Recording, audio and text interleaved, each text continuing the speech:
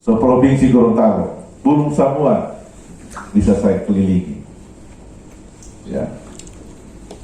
Kemudian musyawarah desa dibiayai oleh APBD desa. Jadi kita bermusyawarah membahas segala macam masalah-masalah desa sampai dengan solusinya itu dibiayai oleh APBD desa. Makanya di dalam APBD desa itu harus direncanakan 1 tahun itu berapa kali sidang. Ibu Desa apa? Ilangata. Berapa anggaran BPD untuk sidang itu berapa kali dalam 1 tahun, berapa kali sidang, berapa kali bermusyawarah? Kalau kami Pak baru melaksanakan 2 kali musyawarah. Enggak direncanakan untuk 2022 kan sudah ada RKPDS kan? Iya sudah ada. Tapi belum penetapan RKPDS Pak. Belum, tapi sudah ada rancangannya di Sudah. RPJ. Berapa kali direncanakan dalam 1 tahun? Tahun 2021 kemarin berapa kali di dalam APBD? 3 kali musyawarah. Di 2021 Pak 3 kali. Dibiayai 3 juta Pak. Iya, 3 juta itu berapa kali sidang? Sepanjang 1 tahun. Itu untuk musyawarah 1 tahun tuh 3 juta itu anggarannya. 3 juta. Ya. Konsumsi, bikin spanduk 3 juta, kemudian APBD-nya berapa? Total APBD Belum tahu Pak.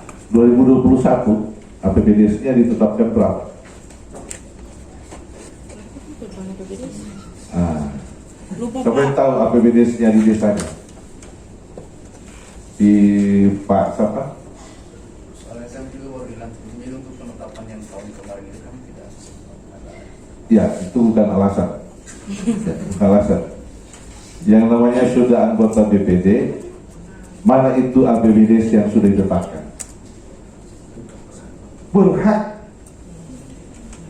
Ya, dan punya kewenangan mubalia itu sebagai anggota BPD. Coba nanti pelajari, bahas ini Permen Desa 19.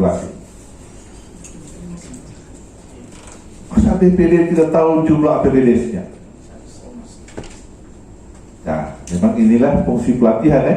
Ya. Insya Allah pulang ke sana atau mulai sabatar, mulai dicatat minimal ada notes kita, ada notes atau di foto itu APBD, dokumen APBD itu di foto. Tak. Bukan paling banyak buat selfie. Foto itu pada APBD ada ringkas di depan APBD itu ada ringkasan anggaran pendapatan belanja desa. Ya. Foto itu kemudian dipelajari. Sebagai anggota BPD itu masa memutuskan RPJMDes BPD, RKPDes BPD, APBDes BPD, baru tidak tahu punya isi di dalam. Aneh bin ajaib itu. Pantas gajinya di bawah karena bisa diakal-akalin lewat situ. Supaya kan tidak itu Pak, gaji malah kayak ini. Kalau Anda kuasai itu APBDes, berapa kita punya APBDes? 1,3 miliar. Ya, untuk BPD sekian persen, 10% atau 15%. Berarti kalau 1,3 miliar, 10% ada 130 juta. Kalau cuma 3 juta, ya tidak maksimal itu sidang, itu membahas masalah di desa banyak masih banyak stunting, masih banyak kakak miskin, masih banyak masalah lingkungan, sering-sering banjir, ya, masalah ekonomi, tidak ada pasar desa, masalah kesehatan, kurang tenaga medis, gedungnya ada tapi tutup terus. Kenapa? Tenaga medisnya tidak ada.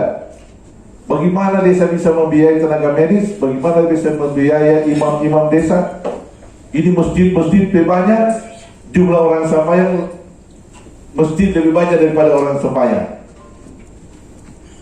Itu masalah. mampu bahas banyak masalah dengan anggaran 3 juta tidak cukup. Nah gitu. Itu maksud saya dikuasai itu. Regulasinya dikuasai, sumber dayanya dikuasai oleh BPD. Karena BPD ini lembaga yang diharapkan jadi perpanjangan aspirasi oleh masyarakat. Ya. Lanjut. Teman-teman tolong diskusi ya.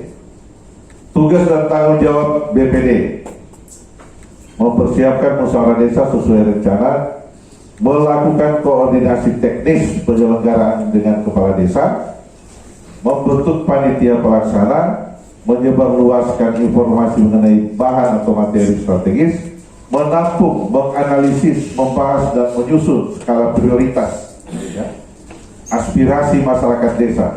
Jadi sekian banyaknya aspirasi, kemudian dikaitkan dengan pendanaan yang kurang, mana yang prioritas? Itu BPD tentukan. Ya. Jangan haha-mawa, waktu ada di sidang di pembahasan, sementara anggaran tidak ada. Contoh misalnya tadi saya contohkan 3 juta, kemudian kita membahas masalah 1 gudang. Akhirnya sebentar baca cerita solapar, bukan musyawarahnya, solapar. Tidak ada biaya konsumsi kan? Pasal 15, BPD bertanggung jawab memfasilitasi dan memimpin proses musyawarah desa demokratis yang menghasilkan keputusan. Hak dan kewajiban unsur masyarakat juga diatur di sini. Ini harus diperhatikan oleh BPD. Haknya mendapatkan informasi secara lengkap dan benar terkait hal strategis yang akan dibahas dalam musyawarah desa. Jadi masyarakat itu berharap banyak terhadap BPD, yaitu informasi yang lengkap. Ya. Jadi tidak harus semuanya masalah dipertanyakan kepada kepala desa. Ya, kadang-kadang kan saya ayah kalau uti, apabila jualnya orang uti bol BPD dia menghutok. Dia tolak ke BPD. Kalau BPD, kalau masyarakat mau tanya agak, ketua, ya ayah uti. Dua-dua akhirnya apa? Masyarakat yang bingung, tidak ada keputusan, tidak ada informasi yang tepat. Nah, tugas BPD itu mendapatkan informasi, mengawasi kegiatan penyelenggaraan musyawarah desa maupun tidak lanjut hasil keputusan musyawarah desa.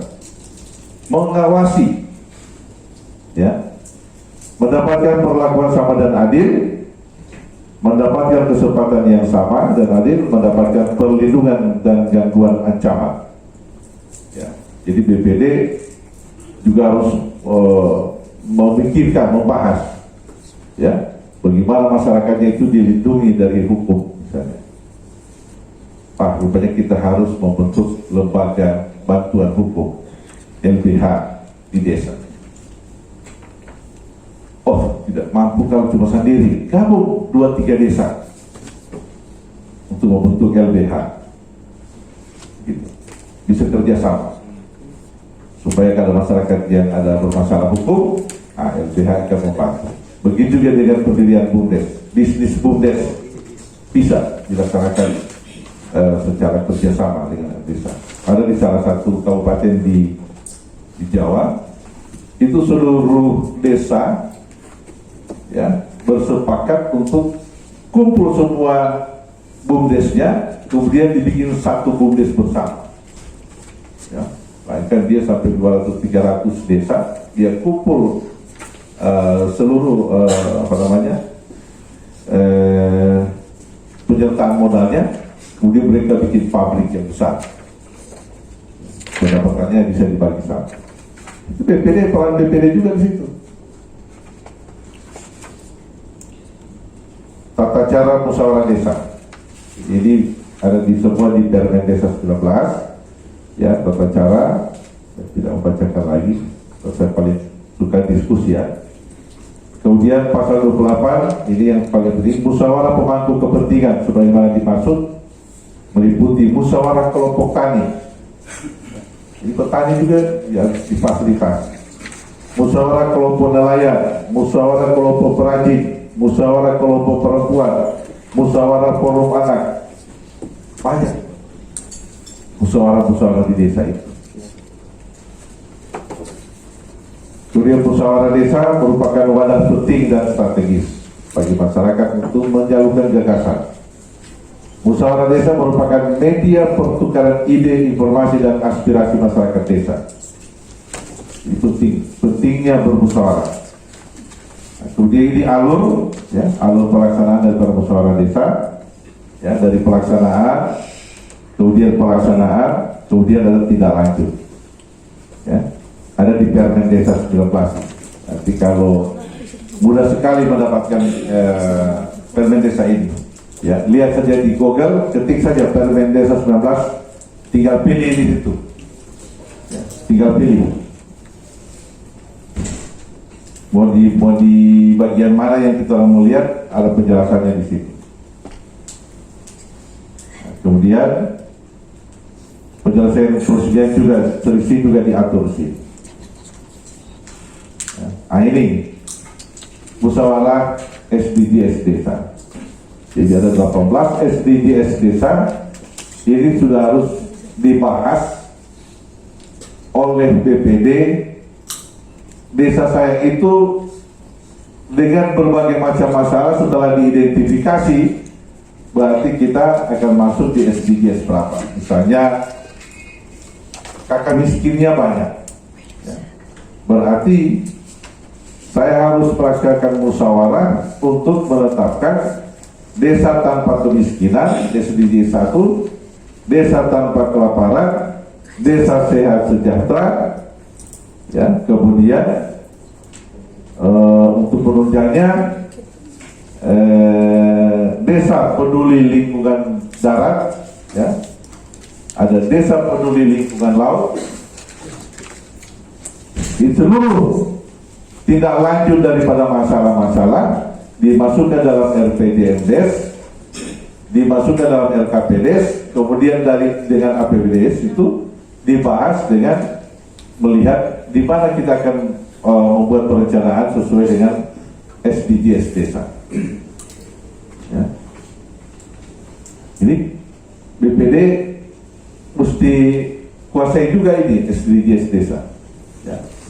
Bisa Bapak Ibu sekalian bisa berembuk, kemudian minta pendamping desa untuk ikut sama-sama berembuk. Ya, misalnya desa Ilangata misalnya 5 orang anggota BPD, ya, 5 orang atau 7 orang? 7 Pak kumpul misalnya di salah satu rumah, ya, di salah satu rumah. Karena dia punya anggaran, punya dana, nah, digunakan itu, berkumpul pahala, biar cuma sangkala panas dong, kopi dengan beli gula. Kita orang buat cerita soal ini desa bagaimana bisa keluar dari kemiskinan. Oh iya, berkumpul kamari. Okay.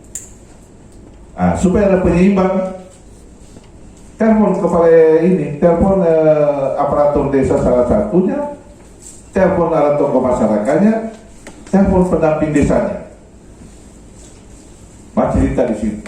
Kemudian Mbak cerita, diskusi dengan non formal, kemudian ada melahirkan keputusan-keputusan di situ. Ya, keputusan begitu. Mengatasi kelaparan, bagaimana desa bisa memanfaatkan lahan kosong untuk dijadikan lahan pertanian. Itu bisa diputuskan dalam bermusyawarah. Ya. Nah, dana desa itu diarahkan untuk suksesnya SDGs desa. Ya. Jadi untuk 2021 ini, kemudian 2022 itu sasaran daripada penggunaan desa sudah harus terarah. Saya tidak terganggu orang lalu lalang ini. Ya. Itu apa itu? Absen? Oh, soalnya bisa ada pecah konsentrasi. Ya. Kemudian Kemudian dari SDGs desa, Bapak Ibu Kepala BPD, ini prioritas penggunaan dana desa tahun 2022. Ya, ini 2022 tinggal tidak sampai lagi 60 hari, ya, tidak sampai 50 hari. Ya. Harusnya sudah ditetapkan RPDMS-nya sudah, RKPDS-nya sudah, dan rancangan APBDes-nya sudah. Sudah desa yang sudah ini, sudah ada rancangan APBDes-nya, RAPBDes-nya sudah. Untuk anggrek, Pak Karus, desanya sudah. RAPBDes 2022. Iya, sudah dimusyawarahkan. Ya. Harusnya sudah ada di kepala BPD ini, sudah di kepalanya anggota BPD. Mau digunakan untuk apa dana desa 2022? Ya. Bagaimana Permen Desa nomor 7 2021 tentang penggunaan dana desa 2022 ada 3 prioritas. Ya, ada 3. Yang pertama, pemulihan ekonomi nasional sesuai kewenangan desa. Ya, pemulihan ekonomi sesuai kewenangan desa itu kita lihat, ya, yang namanya pemulihan. Kenapa ada kalimat pemulihan ekonomi nasional? Karena kemarin ini ada COVID, ya, orang-orang punya usaha itu mati, ya, bangkrut gara-gara PPKM misalnya, gara-gara COVID ditutup semua jalur transportasi. Ya, bahkan itu Garuda, ya, Garuda Airlines itu rugi, ya, rugi miliaran, ratusan miliar. Karena apa?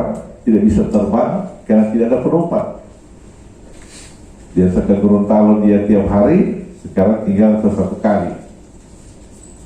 Nah, itu di tingkat nasional. Di desa, karena banyak pengusaha yang bangkrut, akhirnya apa? Sumber daya yang ada di desa situ tidak ada yang mengambil, yang beli. Nah, bagaimana caranya dia bisa pulih? Maka dia bisa dimanfaatkan dengan dana desa, pemulihan ekonomi nasional sesuai dengan desa, misalnya dikembangkan lagi BUMDes-nya.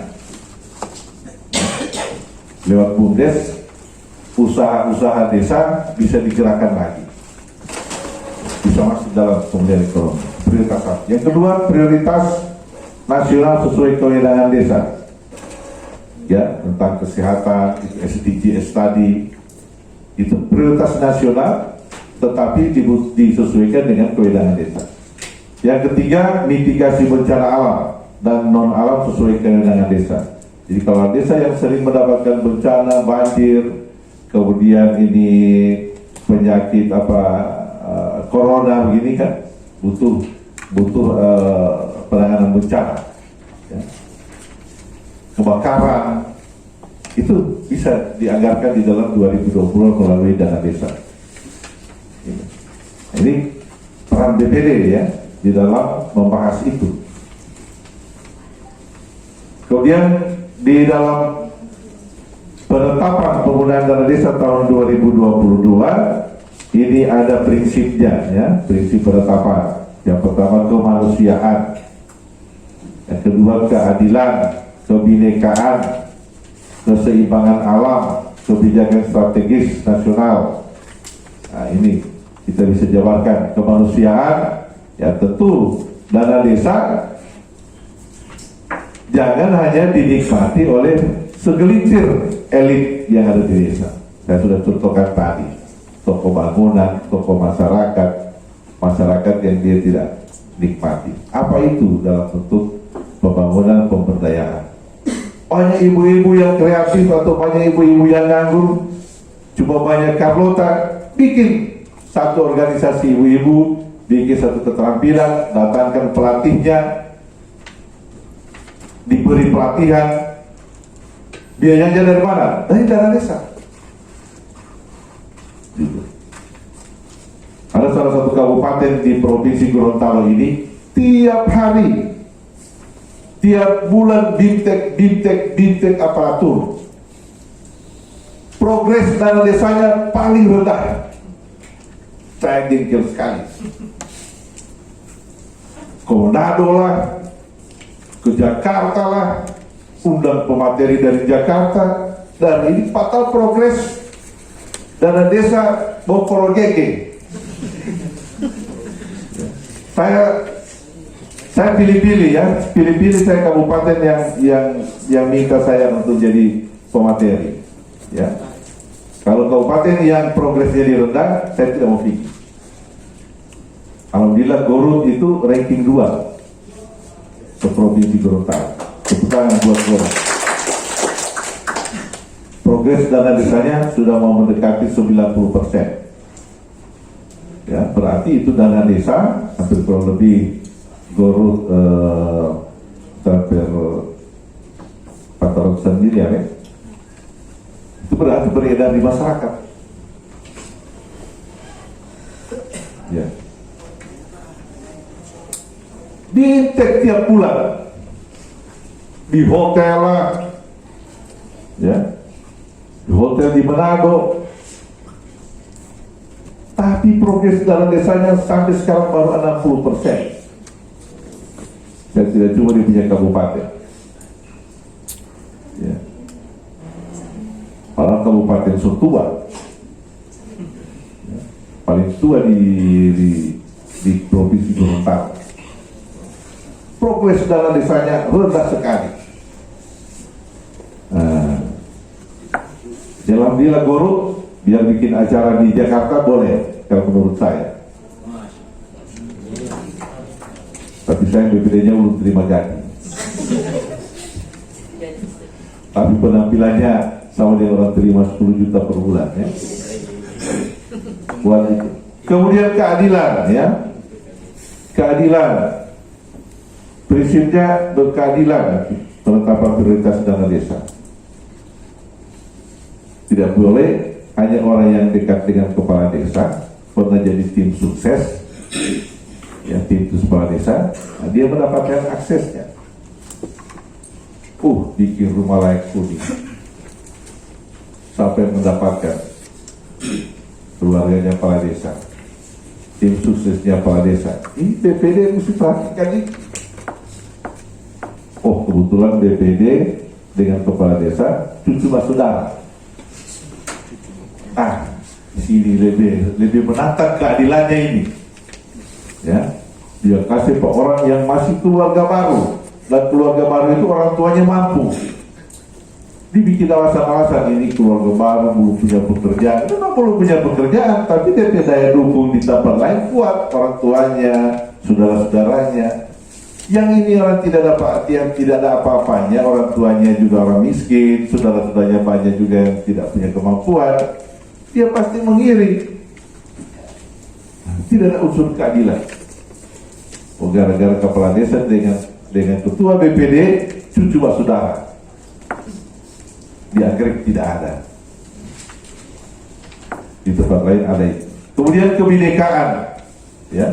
Kebinekaan itu ya karena kita Indonesia pasti berbagai macam suku budaya ada di desa sini.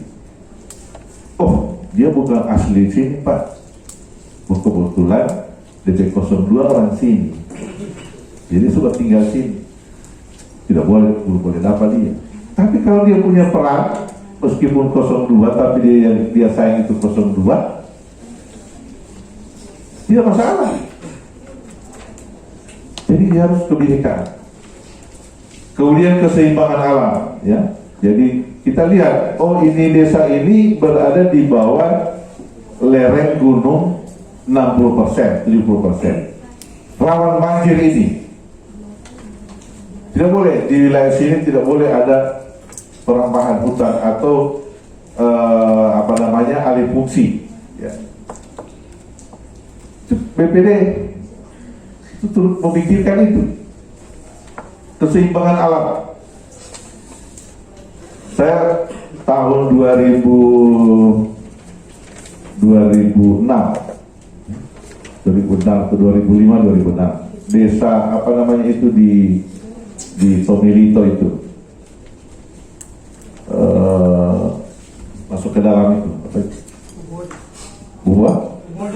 Pubode ya, Pubode. Yang selalu banjir itu, Pubode ya. 2006 itu dia belum banjir itu. Saya tahu itu desa itu. Karena saya pernah bikin lahan percontohan produk pupuk di sana. Itu dia punya sawah di sana bagus. Ada sawahnya kalau tidak salah almarhum Pak Samtana Iyo punya sawah. Saya coba pinjam, saya coba praktekkan pupuk organik di situ. Tapi kemarin saya ke desa situ, rupanya saya ketemu dia punya guru-guru di situ. Ada guru-guru yang pas numpang di mobil saya. Pak Kitoran kalau di sini, pokoknya kan mau dua sudah semua tutup sekolah itu. Kenapa? Mudah sekali banjir. Habis baterai.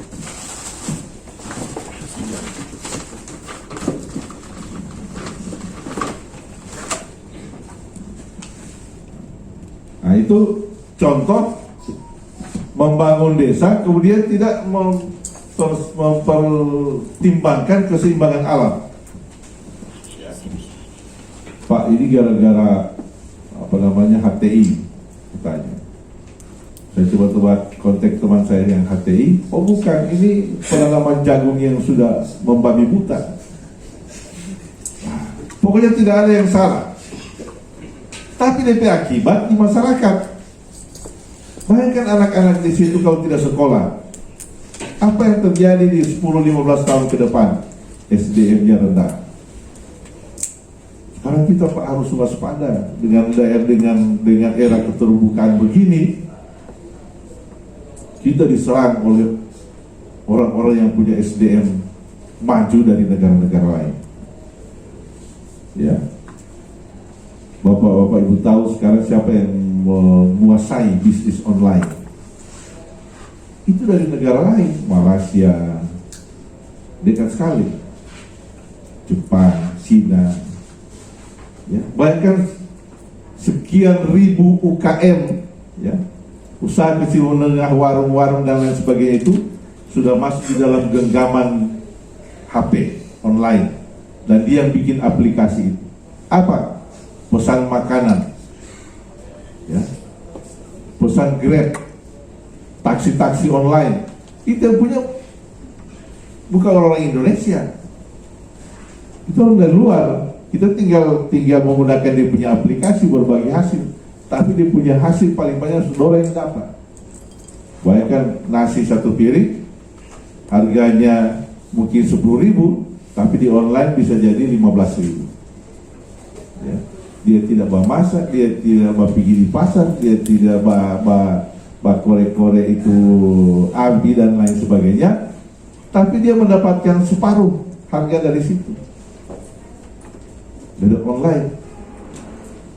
Nah kalau anak-anak kita tidak sekolah, bagaimana kita bisa bersaing dengan itu SDM begitu? Pak, kalau sekarang so susah mensaingi, tidak usah berpikir mau susah, tapi minimal kita langsung turun bermain di situ. Ya, turun bermain di situ. Sekarang siapa yang menguasai itu apa bisnis online, ya? Ada juga termasuk forex itu. Pernah dengar forex ini? Ya, sekarang lagi booming di Bualemo maupun Pembatu. Forex. Ada jadi admin, uangnya sudah miliaran. Kumpul-kumpul, batal bangkrut. Mau dituntut, mau tuntut leman, tidak ada berita acara, tidak ada kontrak, tidak ada apa-apa semua, terlepas sama-sama. Tapi uang miliaran di Sumbawa. Akhirnya apa? Kita dibodohi terus.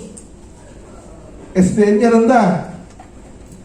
Akibat apa? Masalah-masalah di desa yang kecil-kecil, dianggap kecil-kecil, dipandang enteng, akhirnya jadi menggunung dia, baru masalah muncul. Datang orang luar, ribut.